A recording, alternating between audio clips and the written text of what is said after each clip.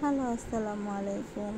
এই ছবিগুলো ছিল আমাদের সাভারে একটা বিয়ের অনুষ্ঠানে যাওয়ার আগের ছবি। তো আমরা সন্ধ্যার পরে আর কি রওনা হয়েছিলাম, যেহেতু বাহিরে খুবই গরম ছিল।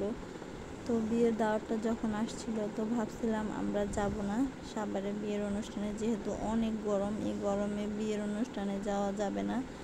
কিন্তু তাসনিম রাফিয়া যখনই শুনলো যে সাভারে যাবে, ওরা দুজন তো বায়না ধরলো ওর বাবার কাছে যে যেতেই হবে।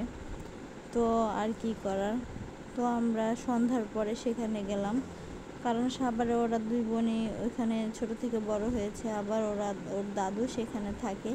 ওরা তো ওর দাদুর সাথে খুবই আর কি এনজয় করে, দাদুকে পেলে ওদের আর কিছুই লাগে না।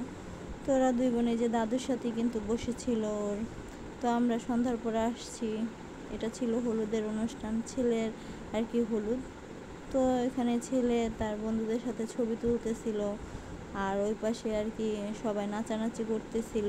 তো আমরা বসে বসে দেখতেছিলাম, যেহেতু অনেক গরম, স্ট্যান্ড ফ্যান ছেড়ে দিয়েছিল। এই যে রাফিয়া সবার সাথে ছবি তুললো, সবাই হলুদ কাপড়, আর রাফিয়া লাল কাপড় পরেছিল। এই যে বাচ্চারাও নাচানাচি করতেছিল। তো রাফিয়া তো এমনিতেও অনেক লাজুক, তো ওকে ওর বাবা বললো যে যাও নাচো, কিন্তু ও তো গেছে ঠিকই, কিন্তু গিয়ে হাত পা মনে হয় বড় হয়ে গেছে, ও আর নাচে না, শুধু কোমরটা একটু একটু নাড়াইতেছিল। আর দেখেন ও এদিক ওদিক তাকাইতেছিল, কারণ ও এত মানুষ দেখে ও খুবই লজ্জা পাইতেছিল যে ও কীভাবে নাচবে।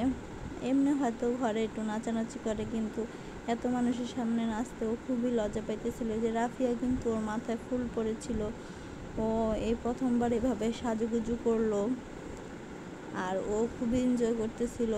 ওর বাবাকে বলছিল ফুল কিনে দিতে, গাড়ি থামিয়ে ওর বাবা ফুল কিনে দিছিল। এই যে দাদুর সাথে ছবি তুলতেছিল। তো এভাবেই আমরা সেদিন হলুদের অনুষ্ঠানটা এনজয় করলাম।